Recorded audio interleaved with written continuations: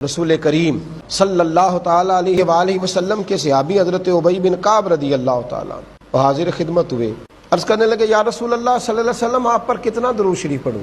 سبحان اللہ، صحابہ کا بھی ذوق دیکھیں کیا انداز گفتگو ہے۔ عرض کی حضور میں نے ایک ارادہ کیا ہے کہ باقی دعائیں اذکار سارے میں نے جمع کیے ہیں، تو 3 حصہ باقی کے سارے ذکر کروں گا، دعائیں کروں گا، اور 1 حصہ نا چوتھا حصہ میں آپ پہ درود و سلام پڑھوں گا، یا رسول اللہ کافی ہے؟ تو نبی کریم صلی اللہ علیہ وسلم نے فرمایا تھوڑا زیادہ کر لے، تیرا فائدہ ہو جائے گا۔ عرض کی حضور ٹھیک ہے، میں آدھا وقت باقی کے اذکار کروں گا اور آدھا وقت درود و سلام پڑھوں گا۔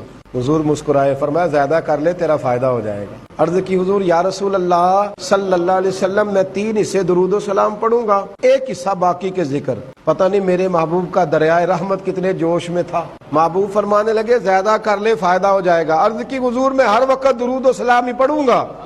حضور نے فرمایا پھر تیری دنیا کے لیے بھی کافی ہو جائے گا، تیری آخرت کے لیے بھی کافی ہو جائے گا۔